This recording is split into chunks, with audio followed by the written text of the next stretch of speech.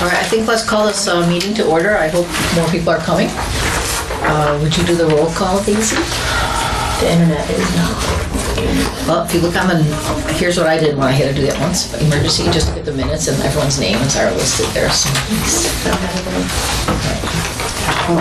Sorry. Anybody else here? Minutes, anyone? All right, Sharon Carnes. Here. Deb Chubb. Here. Dahlia Gigas. here. Nancy Moldenhauer. Here. Andy Jans Davis. Here. Clarence Hulse. Larry Zimmer. Daisy Lee. Here. Madison Gresham. Here. Sheree Wilson. She should not be on that. Yeah, that was. Yeah, she shouldn't have been on the last one. Either. Okay. Faye Moore. Here. Anne-Marie Watkins. Gwen Sardone. Gwen did email me and told me she was out of town. So Sheree Wilson is officially not. Do we have to She was do never a on. formal thing? She was never on She was because never on. she didn't sign the pledge or anything. Okay. Okay. Okay. So. All right, so if we would look over the minutes, I'm going to make that change with the Sherry and then see if there's anything else that needs to be adjusted.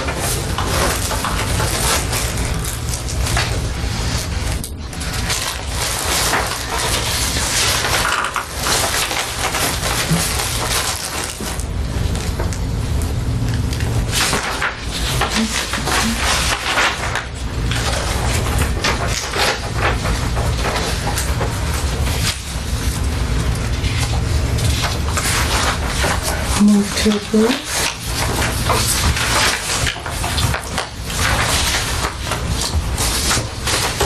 I second it.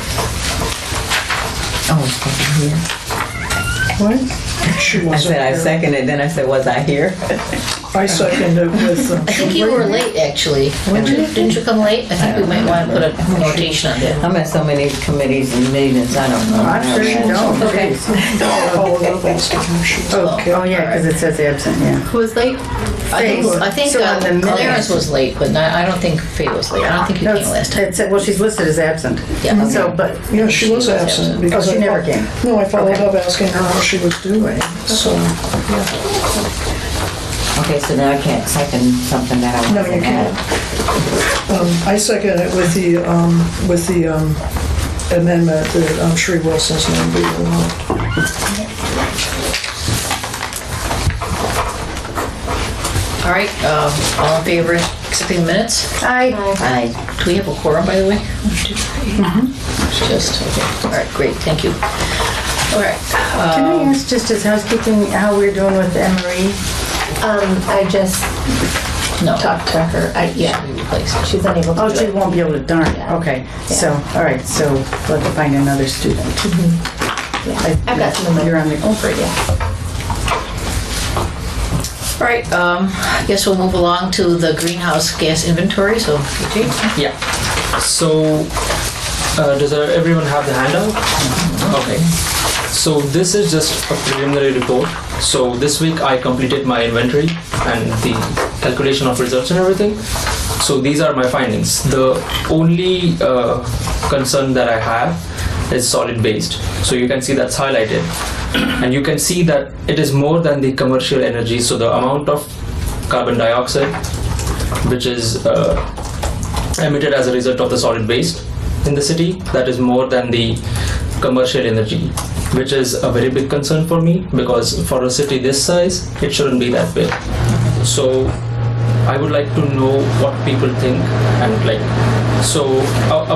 what are the things that are being done about solid waste because so our waste goes to Michigan, up in Michigan, right? Southeast Berrien County. Yes. And I tried to reach out to them and all I got was, we are not in your jurisdiction, so we will not give you any data on that. And so We're not what? we will not give you any data because we are not in your jurisdiction. Out of Oh, in the Yeah, jurisdiction. because they are out of state. So I tried reaching out, then Richard tried reaching out, and then Such a Guy Burns. yeah. Contact her Oh, because she's with the Port County. So. Oh, they gave a contact of Yeah. Tyler Ganus, or I don't know how to pronounce that name, but then he said we respectfully declined to assist you. So Can she help negotiate would be my question. yeah, Because she knows all the people up there. I can try reaching out to them. Yeah. So the data that I got from sanitary district. So based on that and my calculations, so first thing is, are there enough trash cans in the city which are categorized as recyclable, landfill, and compost? So, I guess I just need to break up for a second. Okay. Can you explain to me, so the emissions, the greenhouse Yeah. gas emissions from the solid waste are Yeah. occurring, like, in the city, like, when? Transporting it? Is that what it is? Yeah, so Transportation. so you see, all that solid waste which goes to landfill, Uh-huh. I have the number of the tons of solid waste which was sent through the city to the landfill. Uh-huh. Now they didn't give me any data about how much methane was got from that, and then how much of it was composted. So I just took like national averages, and then so I calculated the amount of CO2 which was emitted. Now that includes the transportation of waste as well, because first the waste goes to Chesterton, and from there it goes to the Subic landfill. So It goes to Chester and then to Michigan? then to Michigan, yes. So are the emissions coming from the truck or from the actual waste? Both of them. Okay. This is all combined. Okay. So I was just going over a few strategies of how we can reduce the waste. So first of it is, reducing it at the source. So how much of segregation is being done? And I went to the Washington Park, like the beach, and all I saw was like 2-3 big garbage bins, and even at the places where there were like different garbage cans, there was no clear indication or instructions like which goes where. And So there's recycle cans but no signage? yeah. Okay. So if people doesn't know like which goes where, they might end up putting in the waste which goes to landfill to recyclable dustbins like garbage cans, and it cross-contaminates the entire thing, which renders it useless. Right. And then there might be an issue with the recycling company that they might blacklist you for doing that. Oh. So yeah. Are you talking about the beach? No, I'm talking about it like in general. I don't know any specific cases. So you're talking So about... this has happened. Like, have they blacklisted someone? Already? Well, I know that in all of our park areas, they don't have recycling bins Okay. at all, which is Yeah, I haven't seen it either, horrible. but you saw some at Washington Park? No. I know. I saw I it see. different. Oh, just an example. Yeah. I see. Okay.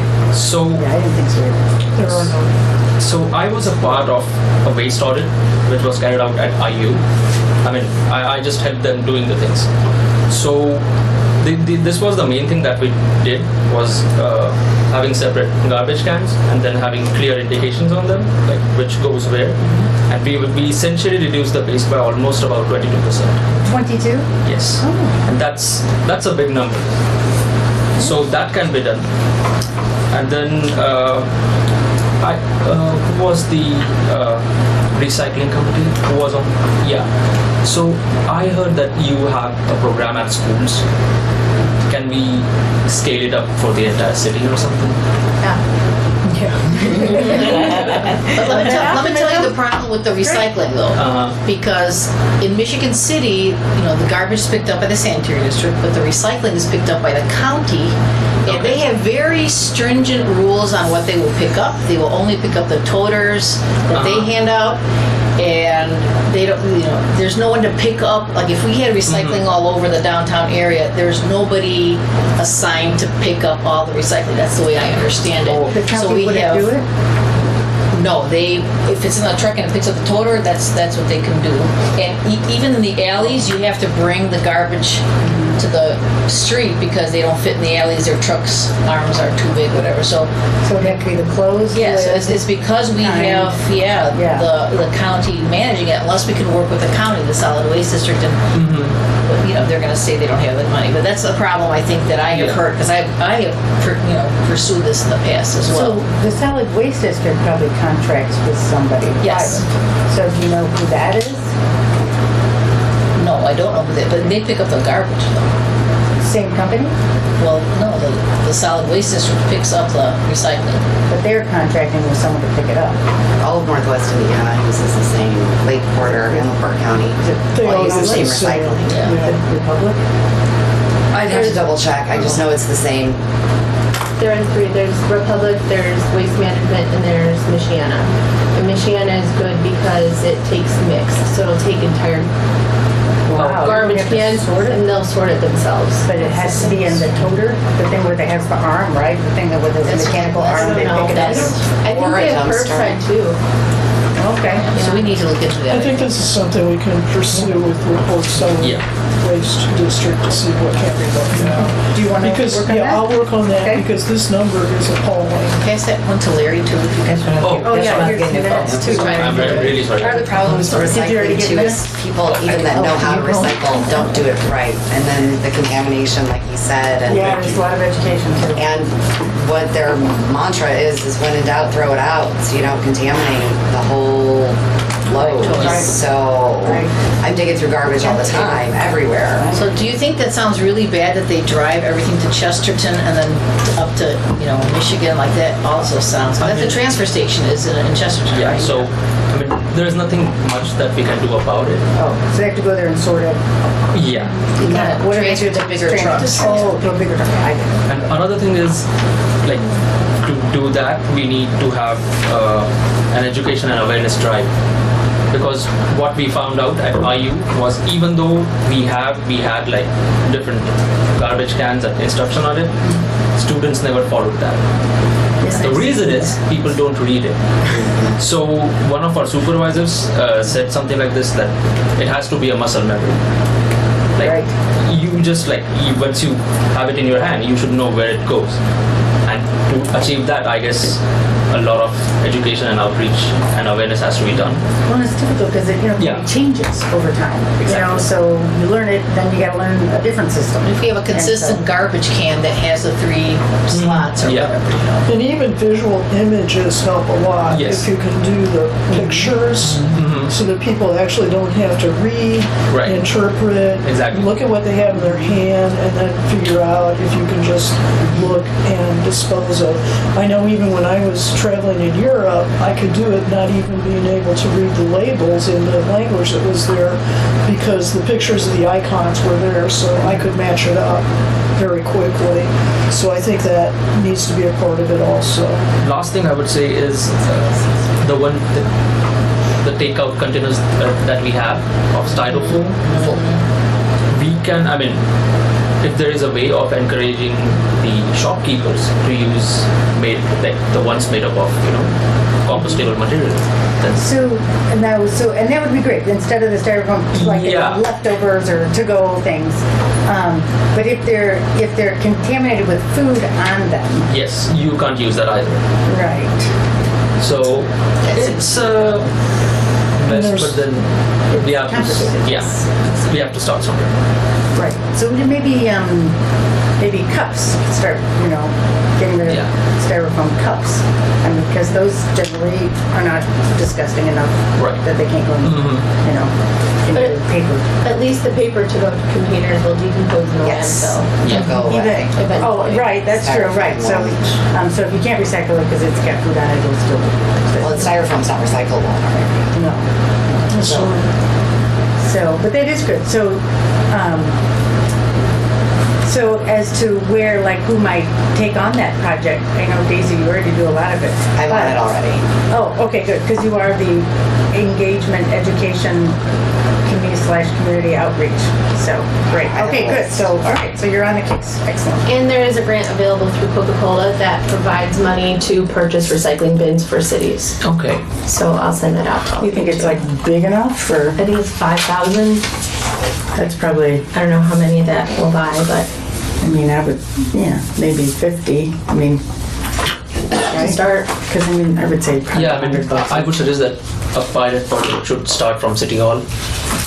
Oh, yeah. Yeah, Uh-huh. City Hall, then Washington Park, and the places which are government owned or the places where government has significant influence. Those are the places where you can start from and then scale it up for the entire city. Great.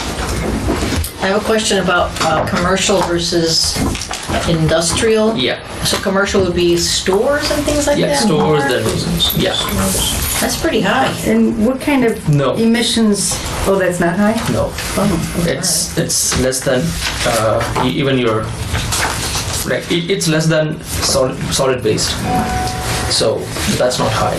For residential, I don't know. It's not high, you don't think, for residential? No, I mean, so Michigan City is mostly composed of, residential areas. There are not many industries, there are not many commercial establishments. So that was my guess, that would be the highest of the subsectors, and that was. So I'm not really surprised about it. And then the industrial includes Nipsco? Yes. Okay.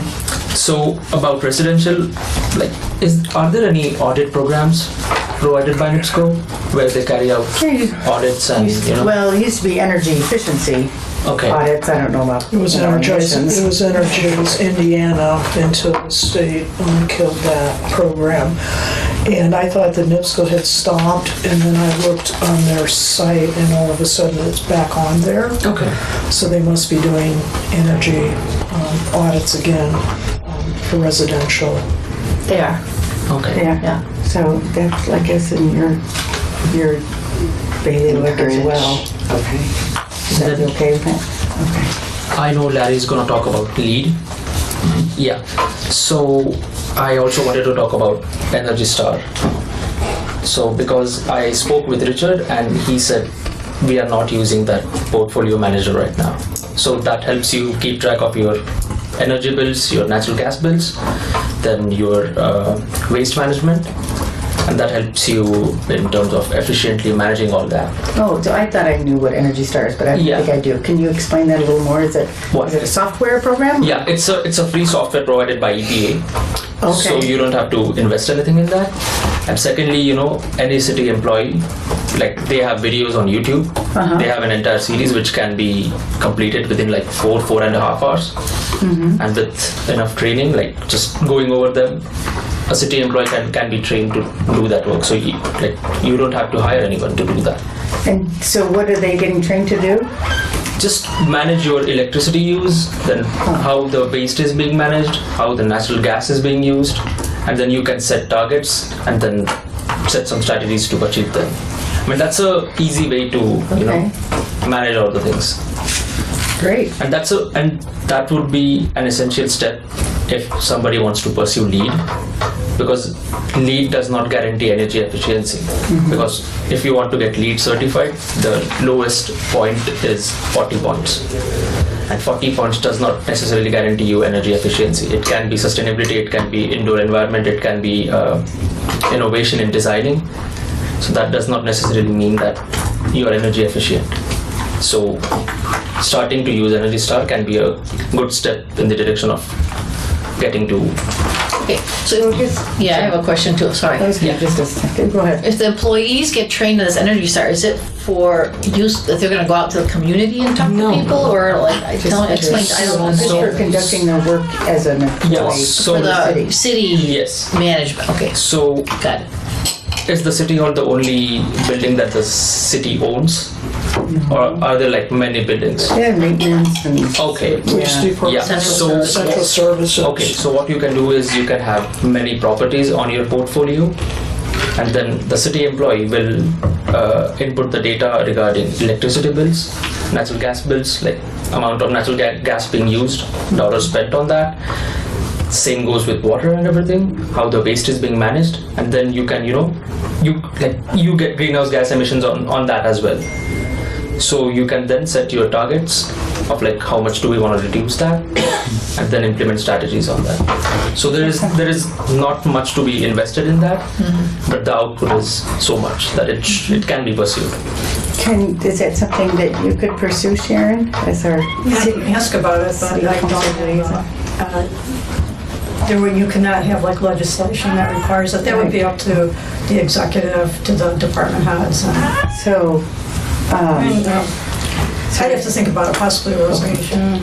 okay, maybe, I yeah. mean, there's be a cost saving attached to it for it to be for them to want to do it. Well, there And absolutely at the end of the day, it's going to take somebody's time to implement it. So you got to have an overall strategy of where you want to go, and then how do you get department heads to see that, and then who in the department then manage that. It probably be somebody who's at the office level, because he or she then has to input the financial. They know that they've got the bills, they've got different things that they can input. But at some point, there should be a software that helps you manage it a lot easier than data input. Yeah. Because I'm thinking a lot of stuff is come by electronically already. So how do we maybe we need to investigate how we can get that done so it's easier, because from an employee standpoint, there's an extra task I got to do every day. Yeah. So how do we make it easier once you set it up to the auto run and you can set the targets? One So, question I would have too is whether the ESG energy audit took into consideration any of this stuff. Probably did, but not from, they probably use a different terminologies, but they probably did. Okay. Yeah, he'd have to probably look at it and reinterpret it for you. So, but they probably did. Are you familiar with that, AJ? That inventory or energy, what was it called? ESG energy audit, they audited a bunch of city properties and then made recommendations as far as solar and LED lighting and stuff like that. So, and that would help reduce some of the what we were talking about. So. Yeah. Are you familiar with that Not really, study? no. Would you be willing to take a look at it? yes, obviously. That'd be awesome. Yeah. And that'd be a good starting point, sure. Yeah. Yeah. And then just to add to what he said, I'm assuming that city has an Excel sheet to manage all the bills. I'm assuming that. I'm not really It's sure. probably in a software system because it's a billing system. So Yeah. it is. So if that's an Excel-based billing system, then you can directly input that into Energy Star. Oh, There is no way of manually inputting each and every month's bills. And it's probably a software you can bridge them so they can Yeah. shoot it in there. If it's Excel-based, then there is definitely a way to do that. It's a new world, right? Isn't it all? It's on New World is the name of the software they use for all that. I can look into it. So I also think it would be interesting to incentivize departments, maybe compete against each other to see who can save more energy and award some kind of a prize. Have city council give them extra money. Seriously, incentives work, right? I mean, just For the department, some kind of So, I incentive. mean, that's the way cities incentivize developers to go lead. I mean, everybody talks about how great it is, but as a developer, you're going to increase the cost to get it done. But in the back end, it makes sense. Correct. But nobody wants to put the money up front to do it. But so cities then incentivize them, if you do this, there's a break on this fee, a break on that fee. Okay, now it makes sense. So, but a whole other discussion. So yeah, we'll have to think on that, what kind of incentive we can come up with. Get a grant and get an incentive for cash. Cash incentive, or whatever. Vacation or something. Something, PTO. Okay, well, thank you very much. Let me get a copy of that. Can I get a copy of Oh, yeah, sure. Sorry. Thanks. So you'll be back next month again, right? Or Oh, no. Are you finished? So my last day of work is 26th of July. The what? 26th of July. This week. This month, sorry. The 26th? Yes. Oh, wow. Oh, me too. So I would like to, Just got here. once I have the document which I will prepare, I would like all of you to just go over it and suggest any corrections that you would like. Okay. When do you think that'll happen? Before 20th. Before the 20th? Okay. Yes. That's next I can week. mail it to all of you. That'd be great. Yeah. Yeah. Okay, perfect. Well, thank you for all of this awesome work. You're awesome. Okay, thank you. So we're going to go to subcommittees, and don't feel bad if you don't have a report, but I know Larry has something to tell us about the carbon footprint committee. Yes. So on a number of different fronts, the first item is that I've been working with the architect Ed Sawa, S-A-W-A.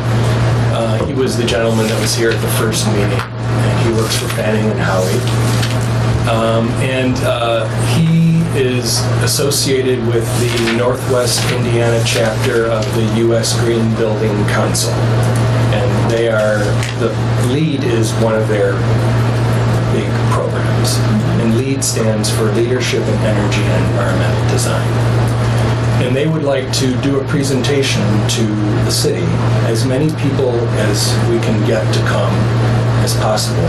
If only 5 people come, they're not going to be happy about it.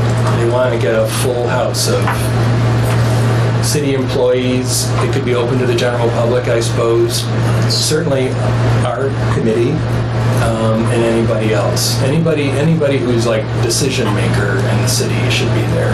And maybe we could even get the mayor to come, even if he can't stay for the whole 4 hours, he could come for the first hour to incentivize other people to come, especially his department heads and other city employees. So we don't have any kind of a time frame yet where we'd have to start discussion about, what would be the best day to do this, how do we arrive at a date, what would be the venue, and then we just have to coordinate with the USGBC and schedule it with them. But I think this is going to be a very important program it's not going to get too technical. It's a good kind of basic, get your feet wet understanding of what LEED is all about. But I've also asked him to put an extra emphasis on how we can get to net zero carbon on any new building that the city is involved with, on a large scale. So, and that'll tie into what I'm going to talk about next. But I guess I don't really have anything else to report about that other than how do you think we should go about establishing a day and a time? I'm not saying we should do it now, but how do you think would be the best way to do that? Just put out an overall invitation to a list of people, or start with the mayor's office and let him trickle it down, or what? Again, like who the market is for this? It's you said decision makers in the city, but would it also be like developers and contractors? Absolutely. Yep. Is there any type of certification, or can you get for 4 hours? 4 is a long time to give up. That's what I'm asking. I'm looking at it like, okay, that's a lot.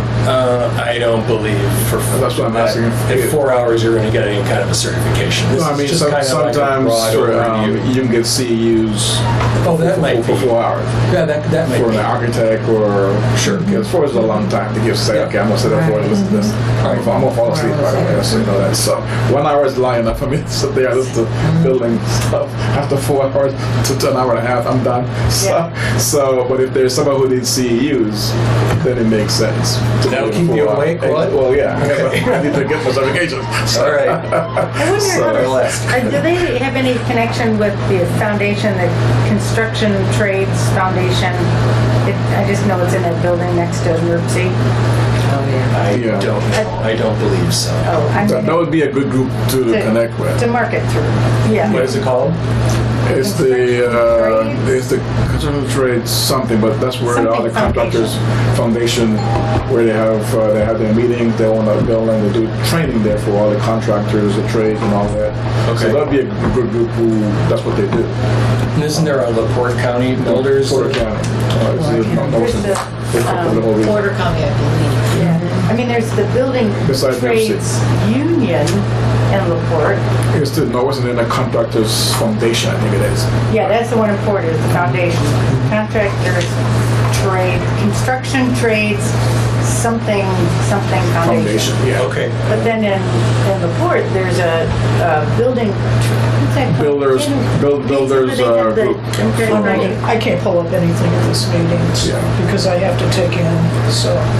Yeah, there's a LaPorte County builders. Every county has a contractor association. Yeah. Okay. Yeah, we can research all of those and come up with what those are. So, but besides targeting these groups, I do believe that CEUs would be a great bait, to get people to sign up to do it. Okay. And also, I would like to see this open to the whole community so that we're continuing to build the wave of enrolling people in what this commission is up to and educating as many people as possible.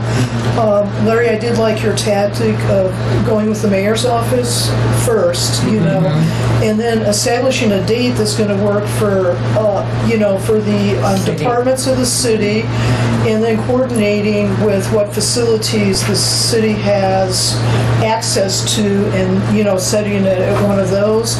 I know we have the community room here.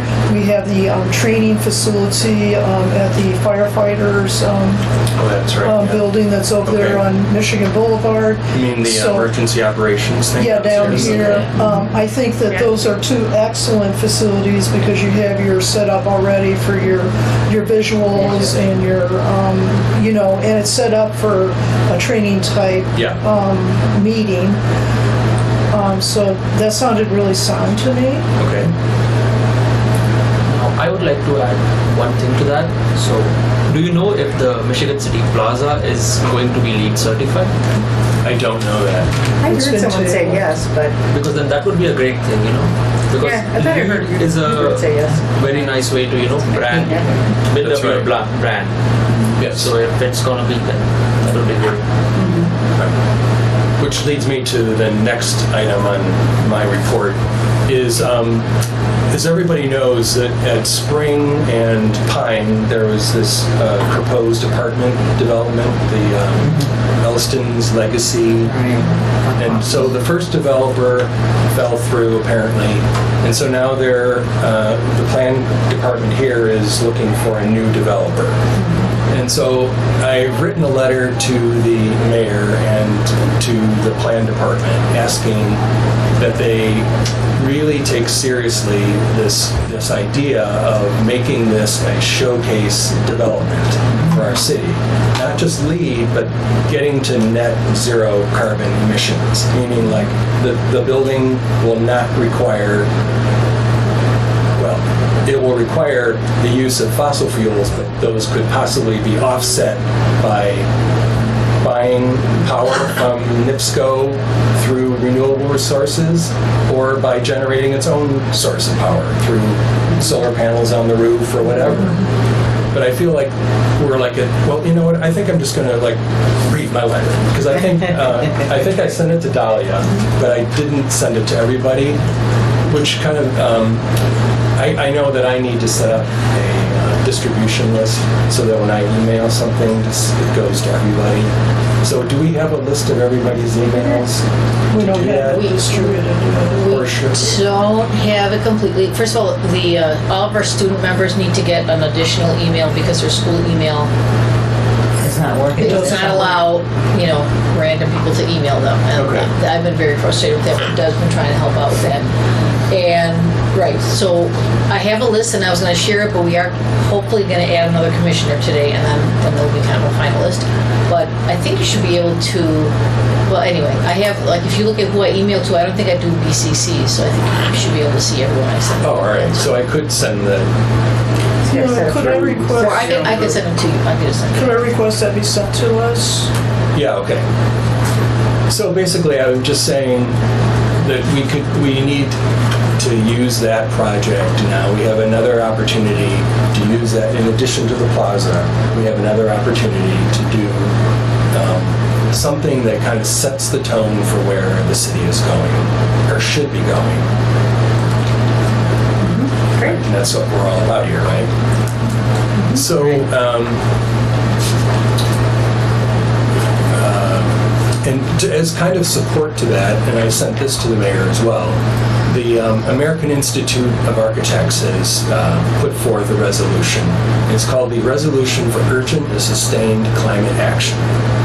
And basically the intent is to provide a framework for the AIA, so the American Institute of Architects, to prioritize and support urgent climate action to exponentially accelerate the decarbonization of buildings, the building sector, and the built environment. So that's all about carbon footprint, how we can get not just be environmentally sustainable, but create buildings that don't require any fossil fuels to function. Exclusive of construction.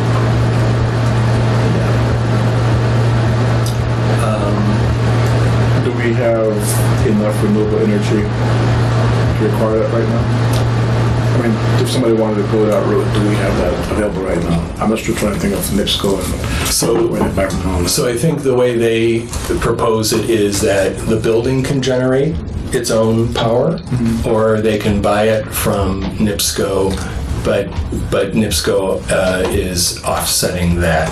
They're purchasing it with carbon offsets. Okay. And that's something, all that technical stuff, I'm not really quite sure of, but I know that they're doing it. Yeah, okay, yeah.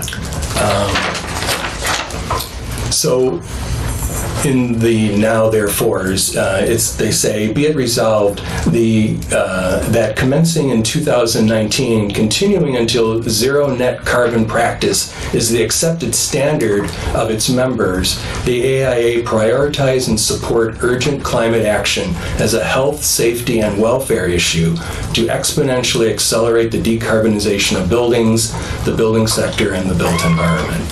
So they're trying to give everybody a swift kick and say, it's time to stop talking about it, we have to start doing it. And it's a health, safety, and welfare issue, not for every person and obviously the environment. But they don't go as far as supporting a price on carbon. I don't know that. What do you mean by asking? Carbon fee. Yeah, I don't know. So I just think, I like that idea, and I think it's going to be odd for people to even think that way.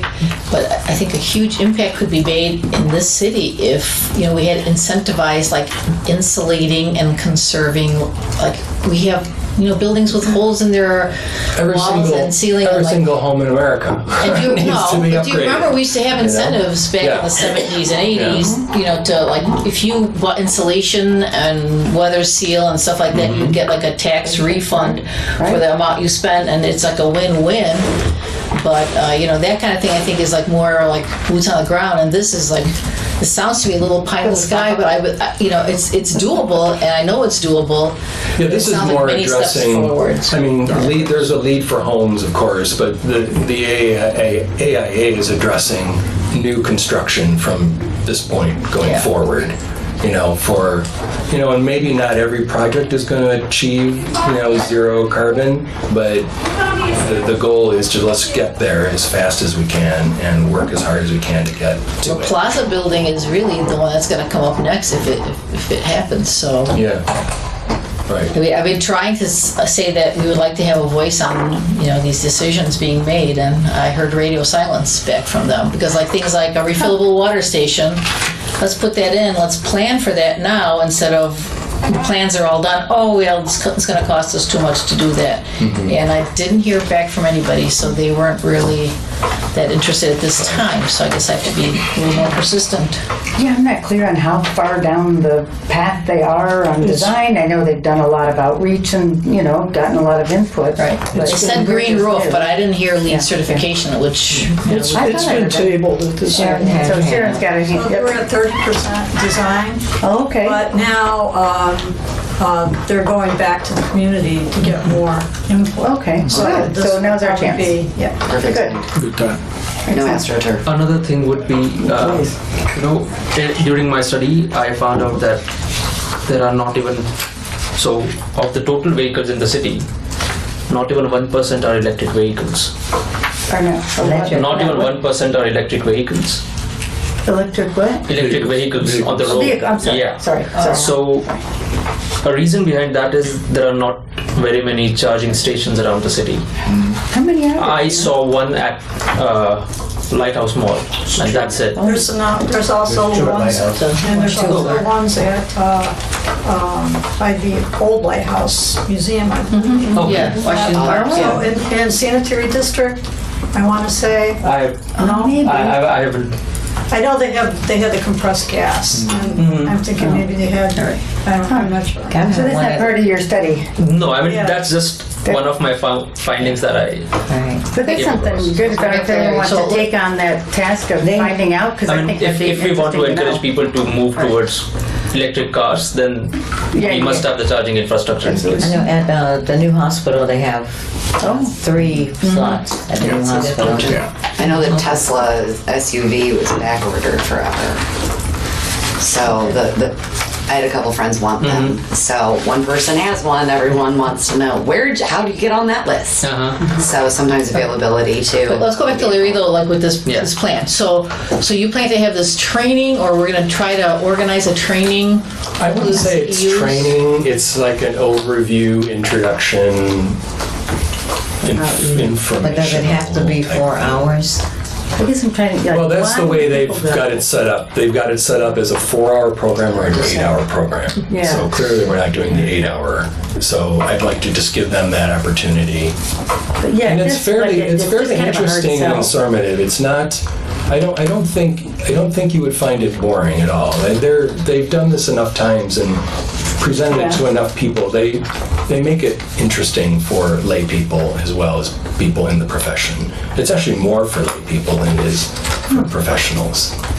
And they do this all the time, so Yeah, I mean, people that's- must come. It's the green. That's the one of our charges as in this commission is to take the information and share it and educate. Yeah. Well, that's what the Green Building Council is doing. They're taking information and their job is to educate the public. So we should take advantage of it. It's free. Sure. It doesn't cost anything. That's right.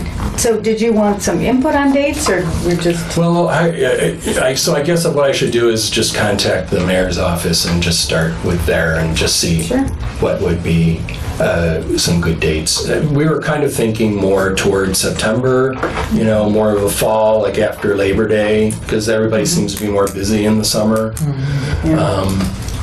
So that, and then it sounds like now we have a couple of good options for venues, depending on how many people sign up. How many do they usually get? Do they say? They just said they wanted more than 5. So I don't know if there's a max. If they have 100, I don't know. I think probably the more that come, I think they'll be thrilled. Yeah, so Larry, you are going to get the email address and send all of us to the letters and the resolution. Yes, I will. Yes. And then we could give you feedback that way too. When we receive the email, then we can all send them back the feedback after suggestions. Okay, thank you, Larry. So, Larry, would you be willing to find out how many electric charging stations we have in the city? I don't know. I can Oh, can you do that? Yeah, Oh, excellent. Thank you, Still on AJ. clock. That's all right. Great. Thank you. Talk to That would be Scott great with to the know. email though, based on the building plans that Tyler. come forward. Oh, yeah. The plan. Oh, great, yeah. That's great. That'd be nice to know. All right. Waste Reduction Committee, Daisy, do you have any news or any updates or anything you can tell us?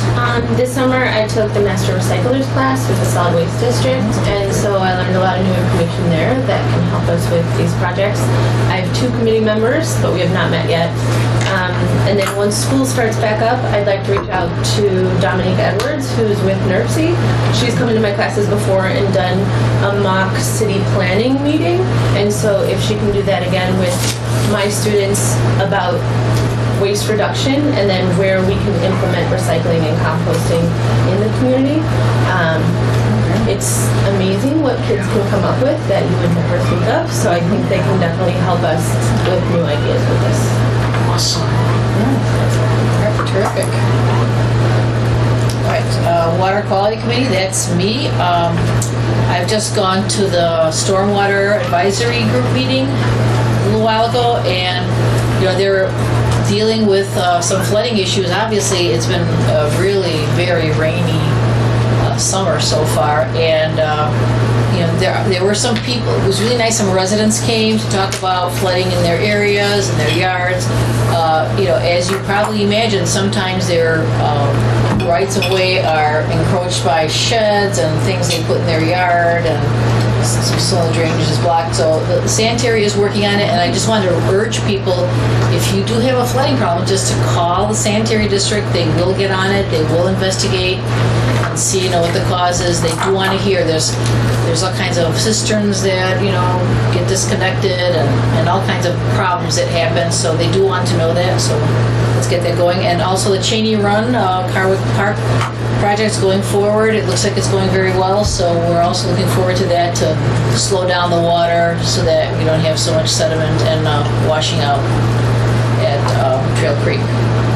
So That's it. The green infrastructure down at Washington Park was really wonderful.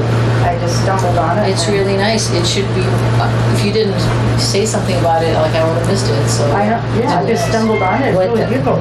So down there, it's like in the parking lot, between the fish camp and the boats.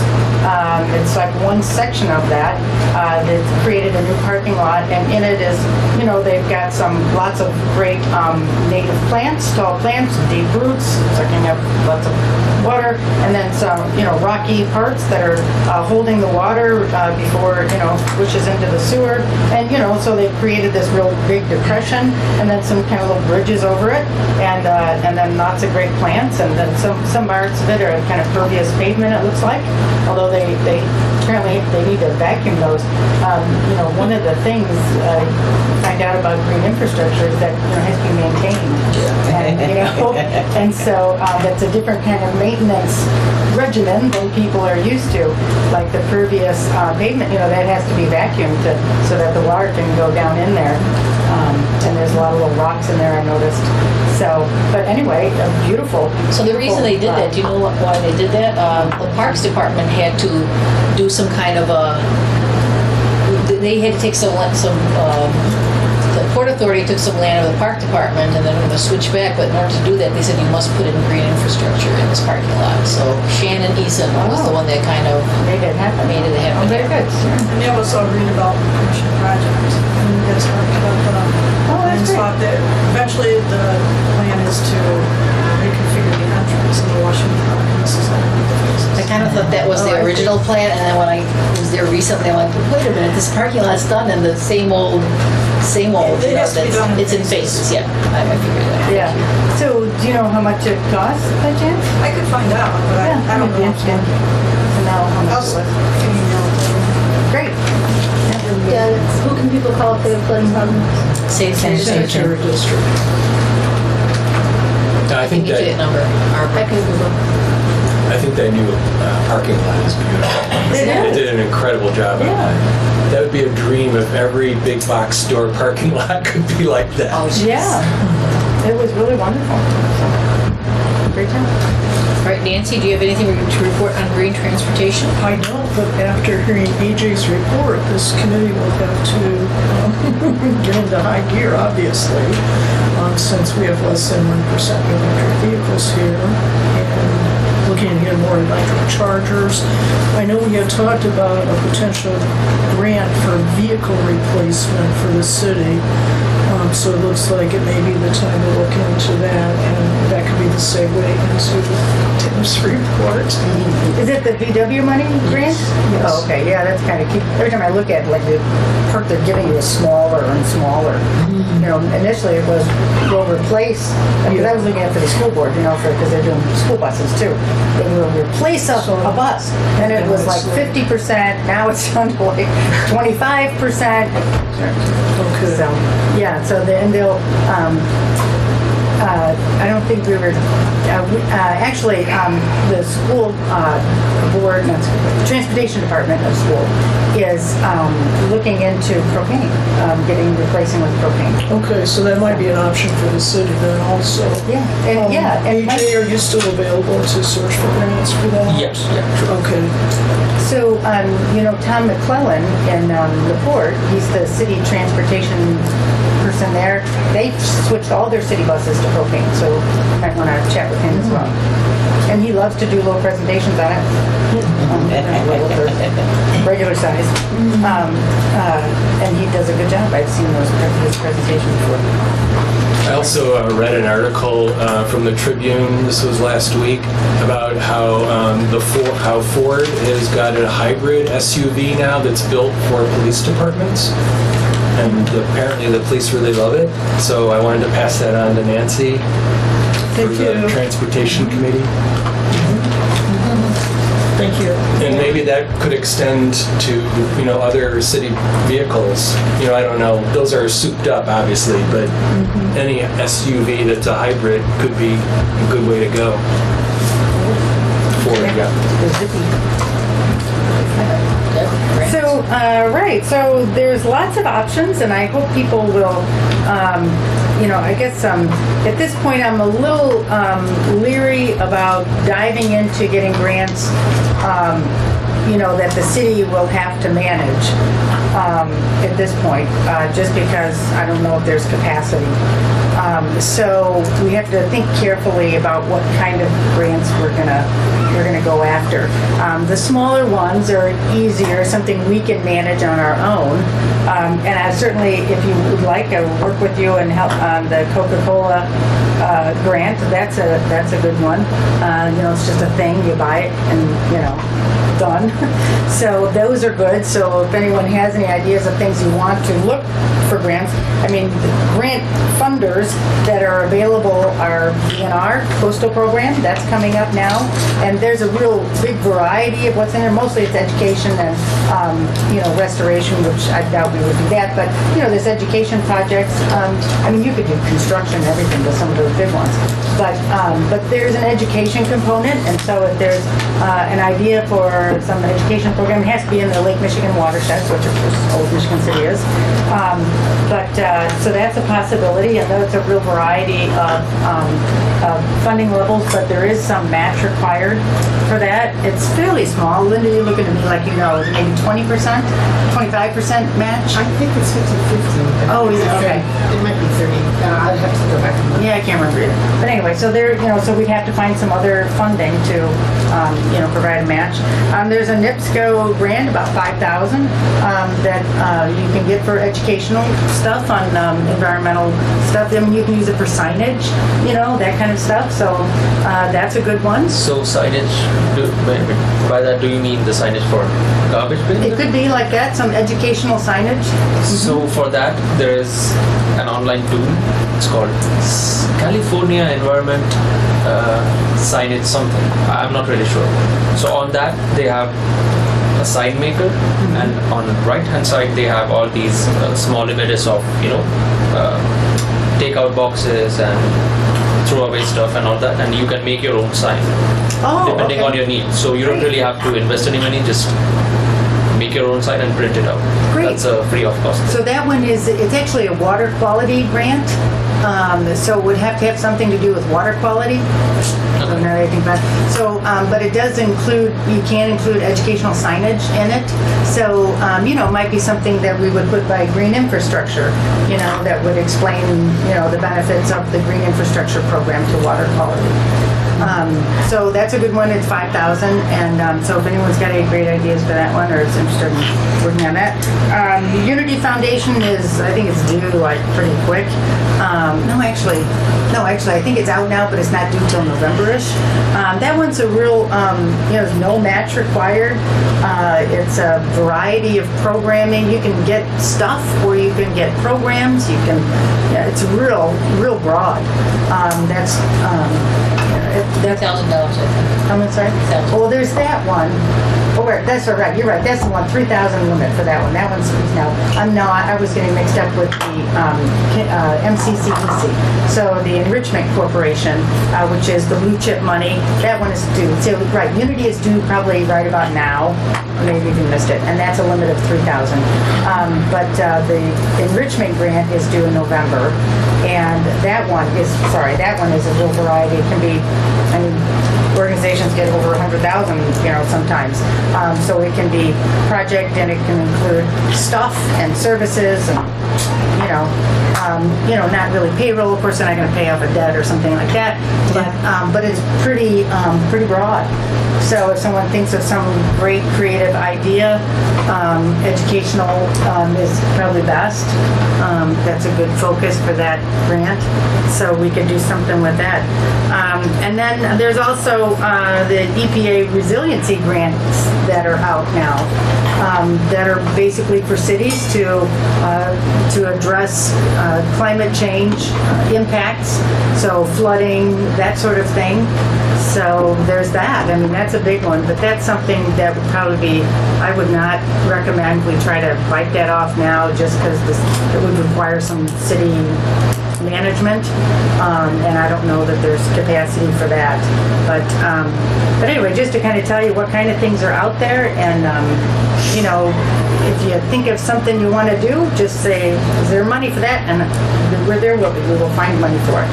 So, and I'll start working on the Coca-Cola one. I'll work on that and see if we can get something on that. So to piggyback on that, I think people should have projects in mind, kind of something down on paper, so that when these grants do come up, you're kind of prepared to go. Because I just had an email exchange yesterday. You know, we were talking about that before, about training people in the city to do invasives removal and getting the training done and then paying them something or whatever. And there's grants literally due like in 2 days. Yeah. You know, so that, you know, and then the park department met yesterday and we meet today, and there's like no way to get all this approved and whatever so that we can even apply for these grants. So we just have to have some projects in mind, I think, like in the back of your head, write some things down, because when these come up, then we're kind of get at least step one done of what we want to do and just go further. Because I read this, it sounded great, but there's like no way in the time period to kind of fill it in. So kind of be cognizant, be always thinking of what we could use money for. Yeah, if you think of an idea, just email it to me and I'll stick it on a list, and we'll accumulate ideas and see what's up there. One thing that could be helpful is these grants that we probably can't do right now because of capacity or time frame. We develop a master calendar, so we know next year, we know 3 months out, we know that's coming, because typically these grants are recurring and they're going to come back again next year, so we can be ready. And we can also help the different departments or partners to be aware of it, so they can be ready when the time comes. So. I mean, I'm kind of guessing that if you want to work with a department and you write the grant, it's probably going to go way better than if you say, hey, here's a grant for you to take care of. Oh yeah, but also it's got to match what they're doing too, and they can have capacity to get it done. So, but I think the more we can build awareness of what's out there, it may not be an idea they have right now, but you know what, we can work with the council to get money next year for this. So that's help build capacity over time. Right, and plan, of course, for a match in the budget. So Sarah Coulter with the 20-Minute Collaborative has a list of all these talent grants that are available. Yeah, Urban Waters does that too. Yeah, that's nice. There's lots of good resources out there for finding. It started off with Urban Waters, but we passed it off to kind of a collaborative. And it's Sarah Coulter is the person that has it. It's on their website. It's a gazillion grants, what they're for, when the deadlines are, and it is one long through the coastal. Is it? Okay. Yeah, but the call for proposals is coming out like I think this month. Okay. So right. Yeah, that's right. So, and theirs is weird because you apply for it, and it's not till like a whole other year before you can actually do the program. So it's a really long-term kind of plan. It's just here together. Yeah. Talking about ideas for projects to implement, this past fall, my classes, we partnered with National Geographic Geo Challenge, and so the idea was for students to get into groups and come up with an idea for their theme that year, which was tackling plastic. And I just looked it up, and the theme for 2019-20 is also tackling plastic. So all my classes got into different groups, and they came up with ideas to either reduce plastic consumption, get plastic out of our waterways, or help reduce the amount of waste that we produce. And they came up with a lot of really great projects that we either didn't have money for, but some of them are implemented, like the shoes. The shoe project came out of that. Some like wire recycling, some other things actually came out of that. But some of them would require more funding and a lot more support than just I could give. So maybe we can come up with a way for us to sit down with my students and actually help them implement some of those projects. Because we'll do it again this fall. And since it's the same theme, we can get a lot out of that because it's very broad. Perfect. So if you have a list of those projects, that would maybe something for the Unity grant because it has no match. Yes, right. So like these projects, do you have something written up already on that? It looks like Yeah, so the only problem with waiting until the fall is that we're working, the timing of grants won't match. The Unity one's still a possibility. I think it's end of July. I think we same time. It's right, it's right around close. now. But if you got something right now, that's 3,000. Might as well submit it. Yeah, so if you want to send some over, if you want to do yourself, that's fine too. No, you know, held it. So yeah, send it on over. I don't have my brain, geared so I can look stuff up. But yeah, we'll definitely look into that. If you got something, that we can do now. And then just keep in mind, like enrichment is November. The MCCEC is November. So that might be Is it the deadline? Yeah. So, no, it's a deadline. so Yeah. And then they give it out like in February or March. When we get them out. right. Andy, Yeah. education, outreach. I was thinking about when we talked about education last time, and I mentioned reaching kids and adults, and they're kind of different because it seems a lot easier to reach the kids, and then adults are kind of stuck.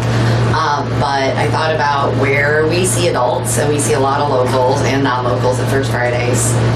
And I know a few people that have business fronts or whatnot. I haven't spoken to them yet about doing a little art project with all the cigarette butts and wrappers and straws and bottle caps I pick up on the beach. And, maybe putting it in a very beautiful container, but it's very ugly. And, showing, hello, please put your garbage where it goes, not on the street. And of course, we do a lot of beach cleanup, but if you notice, it's everywhere. And my poor kids, they're like, wait, Mom, let me pick this up and put it in the garbage. I'm sorry, we have to go. So, educating people about litter, especially cigarette butts. So many people think cigarette butts biodegrade in like 5 minutes, and they're made out of cotton, and they're just not. Even smokers think that, they're just going to go away. So hopefully that would help. It is the #1 litter item. So, and I like First Fridays and chatting with people about their garbage. So maybe for September, I could get something together for a table, if that sounds good. Also the library. Kids are, there's all the free events at the library, and parents bring their kids. Maybe something together, like, oh, look at this balloon. Don't let it go. It doesn't go to heaven. It goes to the water, and it kills turtles and fish. And not one of the gory pictures of the dead turtles, but something that shows them wrapped up or something like that. Visual, it really affects people that way. And with the balloons being picked up on the beach, we see it. It affects farmers, it affects their livestock, it scares herds into running into the fences. Animals eat the balloons, and I could go on and on about the balloons. But kids love balloons. So if we tell kids why balloons are terrible, maybe it'll start something. But what I notice picking up the garbage all the time is pieces of balloons, the strings from balloons, cigarette butts, water bottle tops, and wrappers, especially juice box straw wrappers. Oh my God, they're everywhere. And kids don't think about it. They open it, and if it's windy, there they go. So educating the parents and the kids on those wrappers. If they're not going to refill a bottle, at least put the garbage where the garbage goes. And the beach has plenty of garbage cans now, that's for sure. But those two, and then as far as like garbage and litter and educating people, and then with the restaurants and especially styrofoam. Styrofoam's not recyclable, and neither is black plastic. So I saw you brought that back up. So that's a lot of the to-go containers, and I know the cost difference with the containers. It can be a difference. I know a lot of people that'll be willing to pay 25 cents to have it be a nicer container. I don't like how hot food tastes coming out of styrofoam personally. You can taste it. It smells funny. That's a personal issue. There's a few restaurants that do use really good containers. Maybe on the Facebook we could really promote these people. Look what so-and-so is doing. Because I also read an article about getting the people to do it is to compare them to their neighbor. Oh, your neighbor's better at recycling than you. Look what these people are doing, so, hey, the fancy restaurants use this container and paper straws. Don't you want to be like the fancy restaurants? That's where we're all going to eat.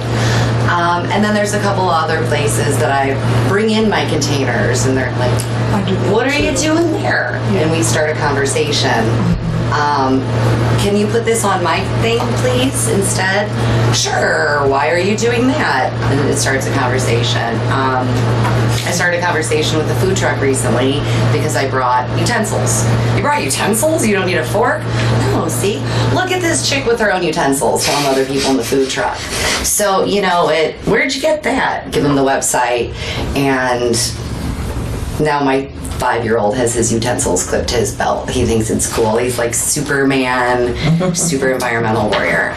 And then the last thing with education was the thanks for the reminder about the NIPSCO. That they're doing the grants again. I didn't think they were doing the grants, energy grants. Right. So that's a good idea because a lot of people are like, well, how can I save money? I don't know how. There's a few simple switches, LED light bulbs, low flow shower heads. And I don't know when that went up again because I usually keep a pretty careful eye on it. So I'll look into that too. And a lot of word of mouth, especially in a town this size. Good night. I see this person on Facebook. Oh, everybody knows everybody. Oh, you're doing that now. I've got to do that. I wonder too about approaching GFS, which is the supplier of most of those styrofoam products to restaurants in Michigan City. I know it's a national corporation, but they're managed by a local person. So it may be worthwhile beginning a conversation with them to see if somehow there's a way for them to, I don't know, negotiate prices or, something. I don't know, because I know that a number of my friends who own the small mom and pop type restaurants, they really did the pricing out and they wanted to be good citizens, but the cost was just prohibitive for them. So that may be something to look into. And I don't know if anything can be done about it, but it's sort of like get it at its source. Could we possibly use a grant to subsidize, the difference in price? Is that a good possibility? Look, restaurants, here's the money. Well, no, when they go to GFS, we will pay the difference between, it would be short. It would be short term. Yeah. Yeah. I mean, I think that's a good idea to see if working with GFS, if you can get GFS to make more kinds available, because I suspect they probably don't have a lot of. I suspect they don't carry everything in the store that's available. I mean, if they carried through their corporation, because they're going to buy bulk. I mean, they're going to buy the big quantity that brings down the prices. So I mean, if they're making available at GFS other options, which they probably aren't right now. The shelf doesn't have a lot. Yeah. It was just another day. I mean, that might be something you could work with them on, to, make more options available. So we'll say Lakeshore Coffee, after much complaining, has gone to paper straws. Excellent. What about their coffee stir sticks? Still plastic. Are they? I don't use them. I don't know. I just looked when I was there the other day. I saw red, I think. Did I still see red? Use those wood ones. Did I still see red? Well, you've got to use up what you have. You definitely have to use up what you have, right? What? I'm going to take that back because I was really looking at the straws. There's a couple places that I'm going to go politely bother about stir sticks. Yeah. There are places that I know can afford the wood ones if there's a difference. Yeah. I'm not and sure the paper straws, you can't even tell they're paper, really. I went to Chicago and I said, no, it's paper. My husband and I stayed at a hotel in Chicago, and I was like, are they still using plastic straws here? No, because they were giving them to everybody, but they were good quality paper straws. Yeah. So what might be a good grant possibility is creating a recognition program for businesses who do, the right thing. Green business or green restaurant. Some sort of recognition event or prize or we have a Rose Award. Why don't we have a Green Award? Right. Okay. We've got the Garden Award. Green Business Award. Yeah. Presented by the Sustainability Commission. Right. There is? Sounds cool. Yeah. Okay. Yeah. So there is did you say there is a Green Business Award? Well, a Green Award. A Green Award. For Michigan City, like a local. So who sponsored I know there's certification for... The Rose program. Yeah. Oh, the Rose does? Yeah, Daisy's won, I won, Okay. Green Award. So it's for a person?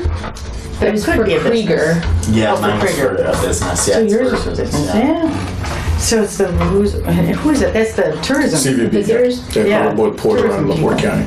Yeah. So, but we can do our own. We can do, Just sustainability award. right, business sustainability award. So anyway. I really like that, and but not only for businesses, but anybody to give recognition because people like that. Yeah. Yeah, A business, an individual. Then we got to publicize it. It'd be nice to have an event. Decals to put on their car or their window or their business. Yeah, little Yeah, plaque or something. recycled plastic only. That's right. Right. Yeah. So, okay, I'll That's a kind of good work idea. on that. So Andy, you mentioned the first Fridays, but what about the other like public events that we have like on Franklin Street? Like I know the big Taste of Michigan City is going to be coming up. Could we be doing a little bit of promotional advertising there? And I've thought about events after summer since it's already summer and trying to get all this together. Like you mentioned, everybody's so busy. I wouldn't try to get too much together, but the Flame and Flare that is in Uptown, that's the Halloween, the trick-or-treating. Oh, there's wrappers everywhere. So that would be a great place for me to be. Are you picking up your wrappers? Hello, put that in here, please. Bring them to Daisy because Daisy has a TerraCycle for all wrappers. So, but maybe that would be a good event to have a table. so will the city have like recycling containers out during these different events? That's not put on by the city. The events themselves have to request them from the solid waste district. But you can get them and it's easy and they, come and drop them off and they pick it up. And No, you have to go pick them up. the frames and stuff, somebody, But who picks up the garbage? Like somebody picks up, or they recycle, somebody picks it up, right? We were in charge of you have to find doing it somewhere to because get there it. isn't a recycling bin in the parks area. That's pretty good. So another thing for those events, it's nice to give out the reusable bags. If we can find some grant funding or something to buy them, then that's a nice giveaway. Write it down, do a grant. You're the grant lady, right? So you said Find me some grant money.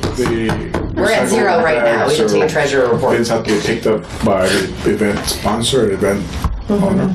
Yeah, whoever's you have to have a volunteer or somebody. But would that be something we can ask the city, show what the process is to ask for any event that's the city, ask for streets to be blocked out for an event that they have a recyclable containers, it's free.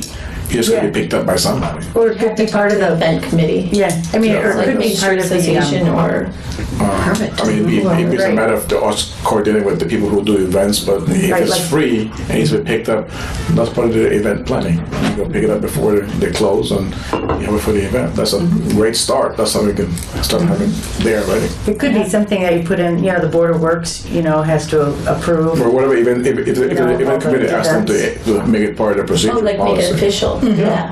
Part of the that permit. way it's seamless. Oh, yes. I mean, because you told me it's free to be, and it's free and it has to be picked up. Well, that's part of the event planning. You got to get the recyclable bins from the solid waste stuff. That's part of the event. It's simple. Low cost, low key. You're talking about city events or No, all events. All events. So where's If where's you have the date for that? How does it? if you have to have the make that streets happen? blocked off and that's permission from the They have Board to of go to Works. Oh, it is Board of Works. You Okay, need a right. permit. Right. With the permit. Board of Works As and part of that, you pick up the free bins from the center district for recycling. It's an add-on to the events planning. But the sanitary district has bins. Solid waste district. Oh, solid waste district. Oh, I see. So They're wireframe. right. How do they deal with all the pollution that ends up in those recycling containers? It's like that in those events, people throw everything in there. Well- Once, you can go ahead. At least for Pride, we had a green committee, so one of the spots people could volunteer for was garbage and recycling committee. So Picking out we had people go around and actually help sort and help pick stuff out. Okay. You definitely need somebody to do that. Yeah. All right. so that's not done at the county level where the county recycling facility doesn't do that. They do, but to make their lives easier, and if And you if have it's too too much, contaminated, then toss they'll it. charge you. You won't toss it, but they'll charge you. It's nice for people to see others doing that. Setting an example of correcting. I mean, the issue becomes there's money in recycling. There's enough to make it happen.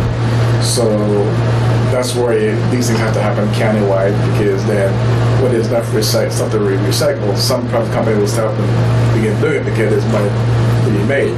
When it's kind of done, kind of like different small groups, it's tough to make money on it. So that's why, but there's money in it, but it has to be mass. All right, well, we gotta move along because we're a little over time here. So under new business, I have sustainability commissioner nominations. So we have a couple of candidates here today which would like to take that vacant spot on our commission. I also have a nomination today. All right, so Who left? well, it's a person that never got fully confirmed. Oh, okay. Something. There was a glitch. Let's put it that way. So, Nancy, I guess talk about your candidate, and then we have two other candidates. I would like to nominate Dominique Edwards. She has a master's in environmental urban planning from Loyola University.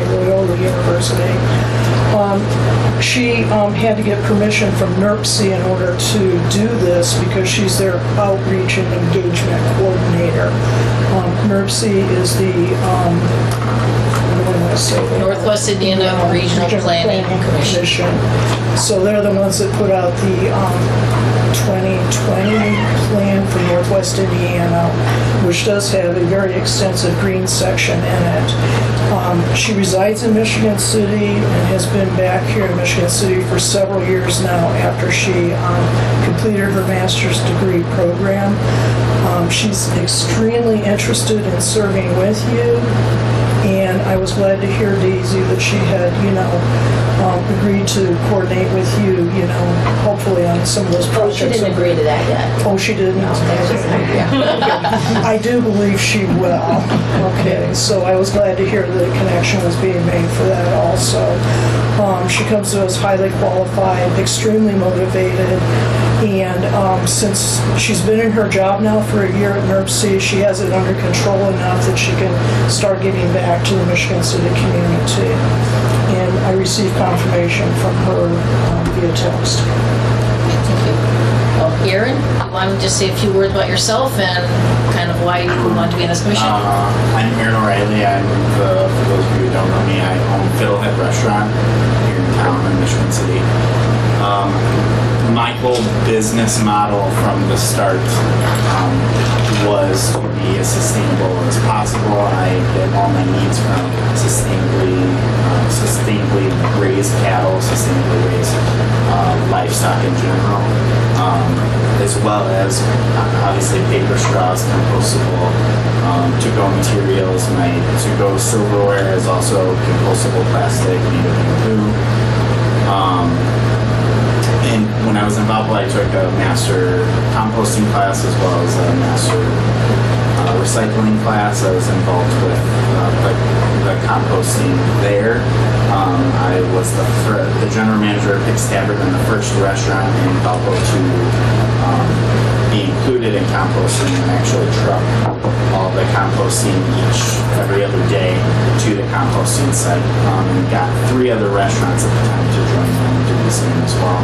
My hope, I learned about this through Daisy. I worked with her on the Pride Committee this year, and after talking and getting to know each other a little better, I had no idea she was on the commission, and she, through our conversations, thought that I would enjoy it and be a good candidate and have some input to give because of kind of my criteria of how I run my business in my home. So I look forward to working with you regardless of your decision, because I definitely would like to push businesses as well as restaurants in the right direction of being sustainable and doing the right thing with them. Okay, thank you. And Dennis, do you want to speak a little bit about yourself? A lot of you know me from my involvement with Green Dreams, which has been in existence for 6 years. By trade, I'm a retired clinical social worker with a background in community organization. I met Nancy years ago when we first engaged in Beyond Coal, and currently involved with them as well. My primary concern, I've been a master gardener since 2006 and have been a consultant to community gardens and people market. My concern, which is very immediate, many of you know that we just lost our fourth urban forester within 3 years. And if you've read any of the material, reforestation is the first and immediate way of addressing the global crisis of warming. And so I'm very much concerned with green spaces. I've not seen anything happening or being talked about in regard to that, and I think it's something that I in particular have to offer. Short speaker. Okay. So, Any other nominations? Pardon me? Any other nominations? I'm going to ask you for help for running this election. Oh, I would say just ask there. Yes, are there any other nominations? All right, so how do we proceed? We'll ask first. Sharon's good. Nomination should come from the commissioners. The commissioners should nominate. I've only heard one nomination from the commissioners. Should there be a nomination in a second, or how does that work? I see. So, Daisy, do you Just want a nomination. Yeah, I nominate Aaron O'Reilly. I'll second that one. And I guess I'll nominate Dennis Britton. I'll second it. So, we go about with the voting. You nominate. I nominated Dominic. Yes. I'll second Dominique. All right. Just tally, secretary should tally, each person should say which person they vote for, not if we get a majority, and take the top two. Yeah, so we'll do roll call and we'll have to name one. Right. My gosh, it's really difficult, you guys. The candidates are all outstanding. They are. They are all highly qualified. Yeah. I accuse. Can we just increase the size of the commission? Right. I think that's an ordinance issue. Anybody who doesn't make it can be invited to join the committees. Sure. that We have Absolutely. already established, so it's win-win-win.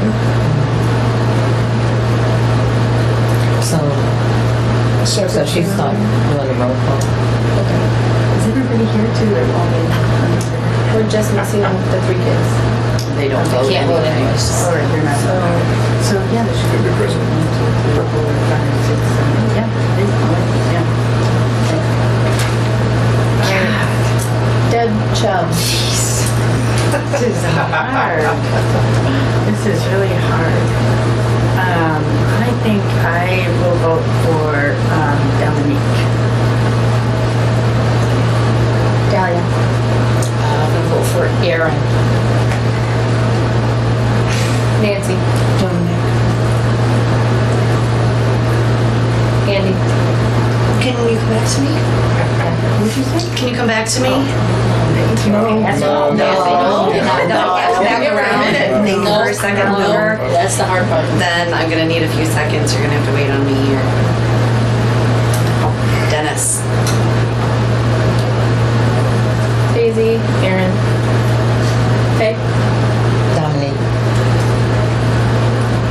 Larry. Dominic. Clarence.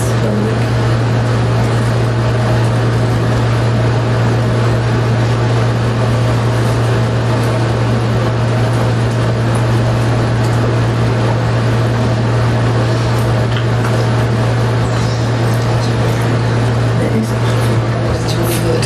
I want to do that again.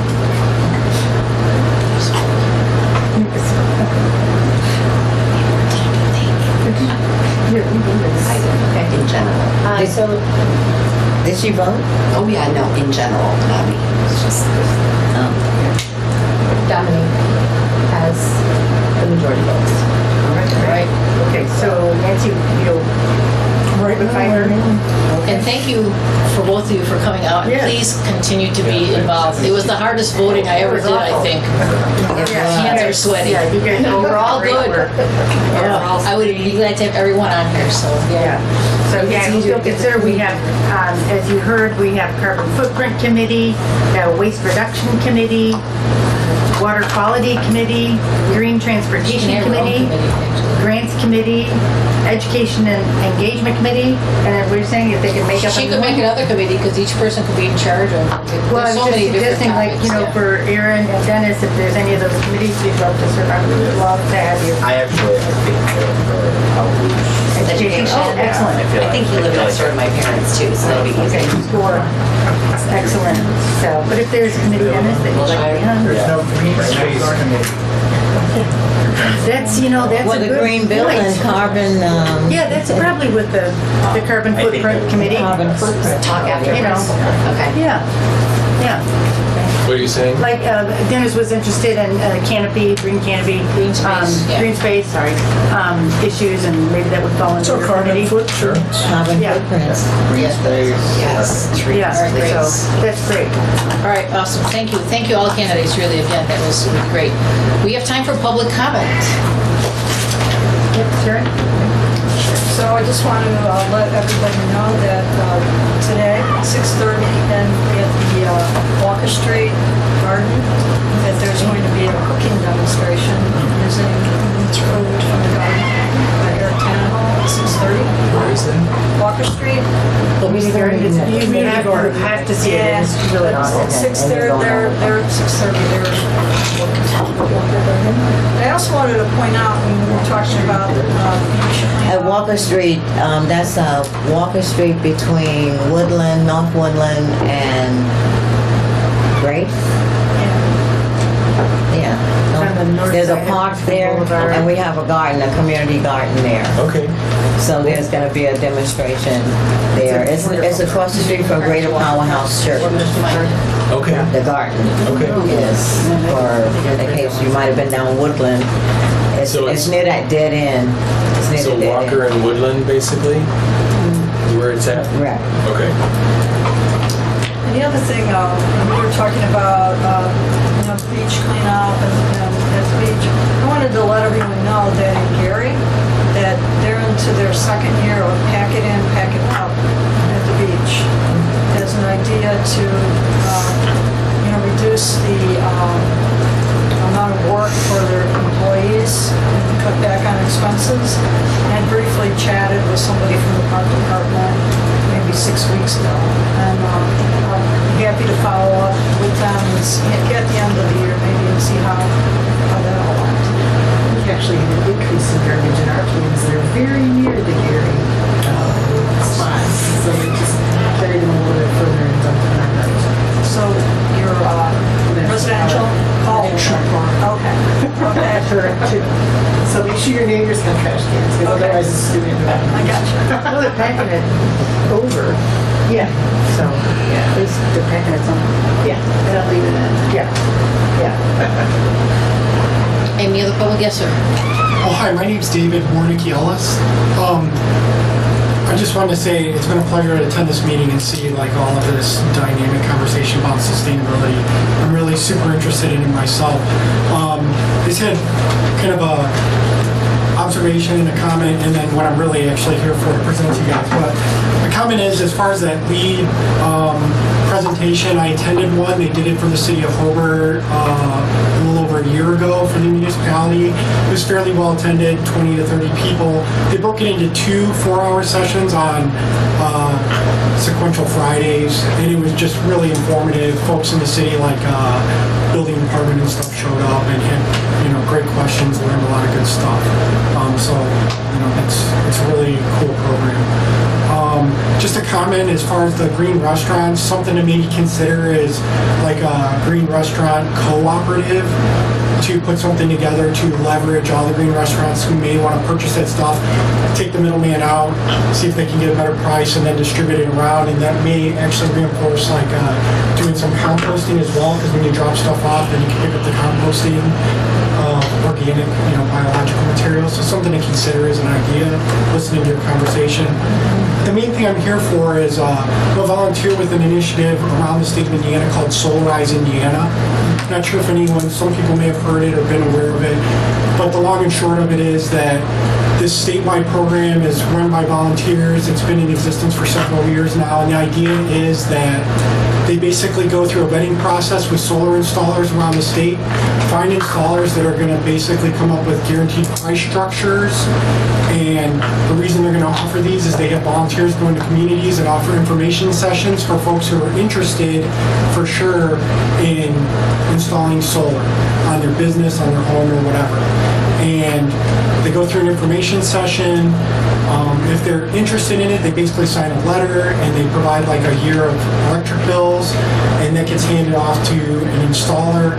Generally go with like one installer for like the whole group, and there are 3 installers that replied to the RFP this year for the state who were interested in working in Northwest Indiana. So I've been a part of Solarize Indiana, gone through the training to do the information sessions. And if you're interested, I would like to, do this in Michigan City. I probably need some help from volunteers. I actually live in Hobart myself, but I'm perfectly willing to provide information sessions. So some of the things would be to have some VIPs that would come in and kind of introduce it. It's more of a community thing, so if you want to set up potlucks or, have it at church or community centers or wherever you want. And then we go through the information session. We usually can find folks, in fact, I know at least 3 people who have solar on their homes. They'll probably be willing to come in and talk to people about their own experiences with solar energy systems. And the prices are a little bit lower because we're taking the marketing expenses and some of the sales costs, like the overhead for the installer, out of the equation. And also saying we have an exclusive installer. They know that, anyone who's interested in purchasing these systems is going to go, with them. So ideally, you're leveraging economies of scale as well. I'm a volunteer. I don't get any money, any pay for doing this at all. It's something I'm passionate about. I think it's really important. And then I just want to provide you with this. There's an example resolution that you could potentially pass to support the initiative for Michigan City. And there's no problem also, we could call it Solarize Michigan City if you want, and the team will create logos and everything to go along with it. Let me make sure all the board members can you pass those down. And I have 2 more if anybody else would like them. Sure. Do you have enough? You should have one. I had a question. Was your group one of them that presented on the environmental leadership forum that was in Indianapolis last August? They may have. I'm not sure. There's a group. Yeah, they're more or less based out of Bloomington, but it probably was. Yeah, we did a very good presentation. Right. So if you're interested, I should have given you my contact information, but I can provide contact information. You don't have any information for the Solarize Indiana contact information? I have a link other minutes. Yeah, well, I'm the local volunteer leader for Northwest Indiana, basically, so it kind of starts with me.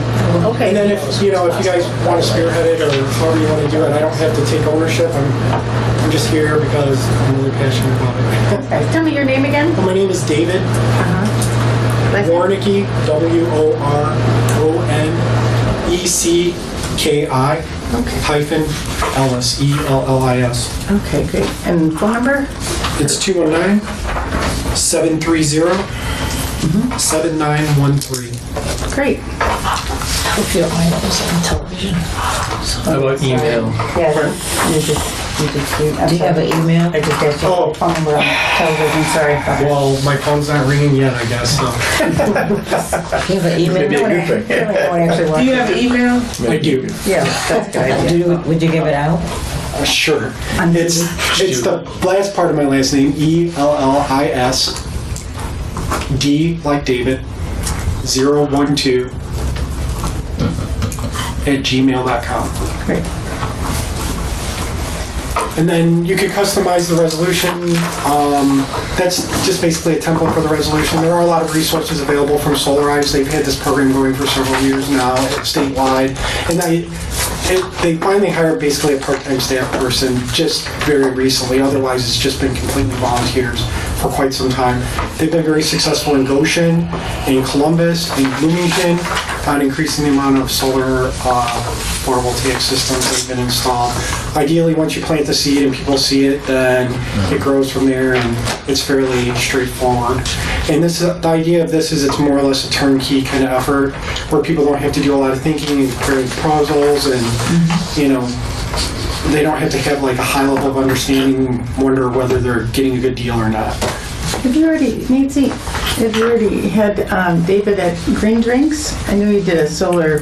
David was supposed to send things to me, which I haven't seen yet. So I did actually send that resolution, I thought. No, I don't have it. I just did a search right now. I apologize. Maybe I don't have the correct email. But that would be a nice. Yeah, I was expecting something. So we had a presentation already on this when Valparaiso did their program there for Valpo and Chesterton. We had a lot of interest in Michigan City, and people are ready to jump on board. We just need to have the structure of the program. Yeah. Because in addition to residences, a number of the businesses in the Uptown Arts District and people that own the buildings there were also interested. Right. So at that point, we just didn't have the mechanism to be able to do it. So. Perfect. It would be nice to also have some kind of piggyback in the future where when putting these things in, we have a training program for people who want to learn how to fix them, but also maintain them, because it's nice to put them all in, but then when they start going haywire, we want to make sure there's people locally who can fix them. Yeah. Good point. Yeah, that would be great. I'm sorry. Okay, yes, one more, yes. Linda? I'm in Lancaster with National Park Service and also with Urban Waters Federal Partnership. And one thing that I wanted to bring up to you is there's a program called Community Tree that provides trees. Right. NERC is doing a grant right now to if you want trees, contact Joe Axel, because he's sending out the trees right now. They're all native species. They're climate resistant species. He does require that if you get the trees, you have to promise that you're going to water them for 2 years until they get established. Yeah, I called, then it was Adam Garza, who was our forester, and he said, oh yeah, I'm on it, we got it. We're doing it there for Michigan City. Okay. But now he's gone, and do we have a person now, a forester? No. After 2 months, she quit. That was, okay. So, recently. So someone did something with community trees here, but I just don't know. Drew Hart is the contact with the Forest Service. He's amazing. I know he's in this area quite a bit. So if you need contact with Community Trees is local? Community Tree is a Forest Service program. It's an urban forestry program for the Forest Service. Okay. All right. And I Do they have a website? Yeah, it's on the U.S. Forest Service website. Okay. And just look up Community Tree. Probably on NERC as well, right? Definitely. Yeah. But I would call somebody at the city, Dennis, because I know they've already done something. I want to be sure that we're coordinating with the tree board, because we have a tree board here in Michigan City, and that we're not leaping over into their territory and things that they're doing already.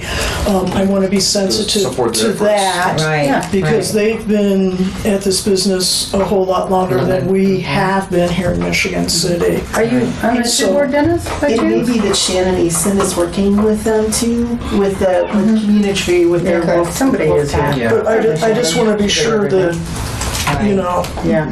No, I set up to go to one of their meetings and got canceled because guess who quit, so. But I'm in touch with several of the people on the tree board. Okay. Yeah, public comments. Merry Christmas, everybody. For those who don't know me, my name is Latanya Troutman. I am with the LaPorte County branch NAACP. I am actually environmental chair.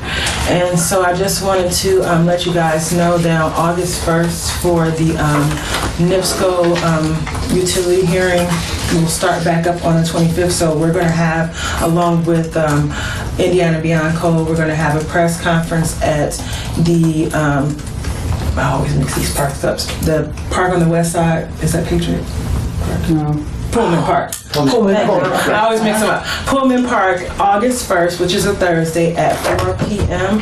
And there will be food. We're asking all of the community to come out. And there we're going to discuss, of course, what's going on with the NIPSCO rate case, and also start a small conversation about the transition, which NIPSCO is of course, phasing out, but we won't go into that long conversation there.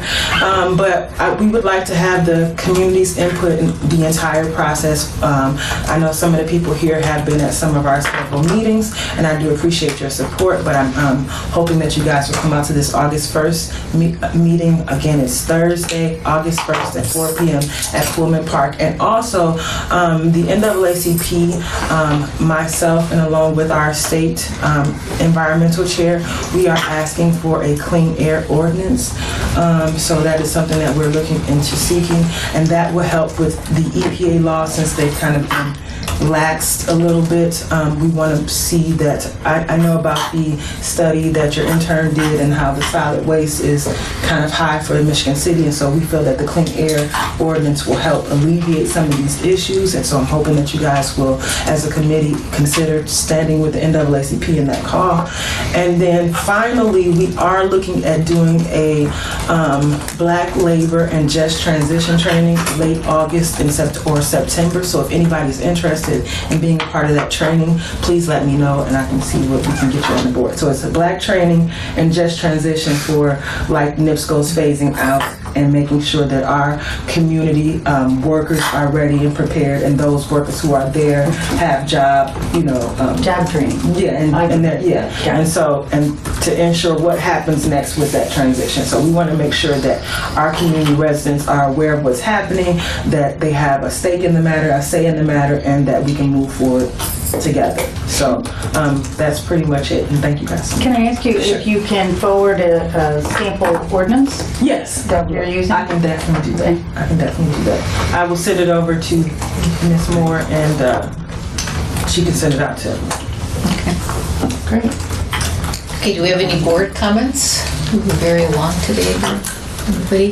Just gonna say one more thing. We have a lot of things we want to share, articles and things like that.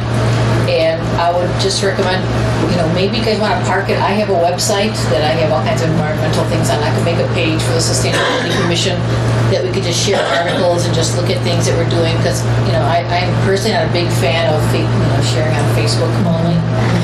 And I have a website, like I say, I could dedicate some pages on sustainability, so I can send links and just post the articles up there. So That would be great. Yeah. Send it to you and you put on. Yeah. That would be fantastic. Okay, I just have one little announcement that August 15th, Christina Lindborg is coming from Citizen Climate Lobby, is coming to speak at Rotary. What day is it, September? August 15th. August 15th. Where? I think it's at Patrick's.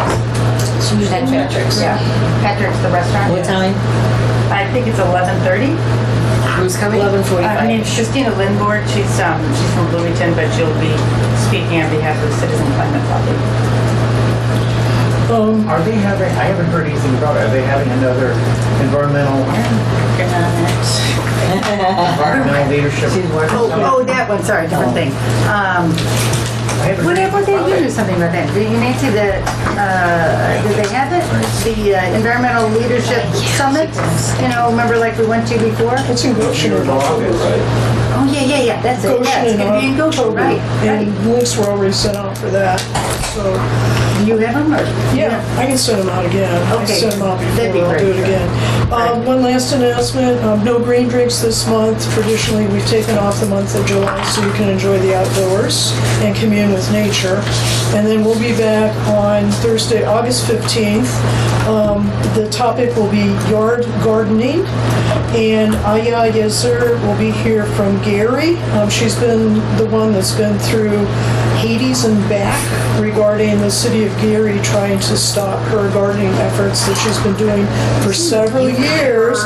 But they are now in negotiations, so it appears that the city of Gary's backing down. But she'll be with us to share her very interesting and complicated journey, just being able to raise her own food in her property that was actually designated for agriculture. Can you repeat who that is again, please? Yes. Or the topic? Aya, A-J-A, Yezer, Y-A-S-I-R, yard gardening. And that is August 15th, a Thursday, from 6:30 p.m. at Shoreline Brewery. Right. entertain any motion to adjourn. Adjourn, please. Okay. Yes. Motion to adjourn. Second? Thank you. Consider us adjourned.